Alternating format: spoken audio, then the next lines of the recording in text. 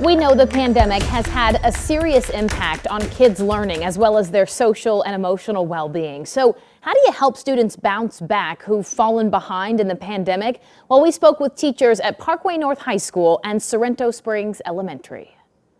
Educators talk about the gap in achievement, and that gap is definitely bigger now. It's a struggle because the retention hasn't been there. You have to kind of rebuild and you have to pre-assess. You can tell more social emotional things we are starting to notice in the classroom. Teaching looks much different today than it did before the pandemic settled in. We have to be really cognizant of making breaks and setting up routines for them. At Parkway North High School, Megan McCorkle noticed her students struggling with socialization in class. You'll even see students kind of regress and turn to, a screen sometimes because I think it's just too much for them. Math teacher Julie Parks has adopted spiral teaching. It's constantly going back and forth. So I might teach something new, but I might review something old. Math scores took the biggest hit last year in Missouri, according to the state's standardized test results, with the largest decrease in Algebra 1. The orange bars on this graph represent last year's results. The testing also revealed that elementary grades were impacted more than middle. Lisa Jacob teaches second grade at Sorrento Springs Elementary. She says her students are all learning at different levels, so she tries to zero in on the students who are really struggling.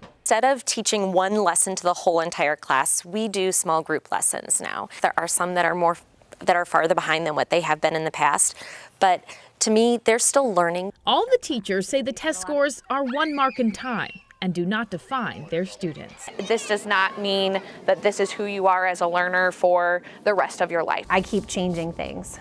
So hopefully that will improve things, and then keep looking at the data and come back every day, 1 foot in front of the next, try to, improve what we can.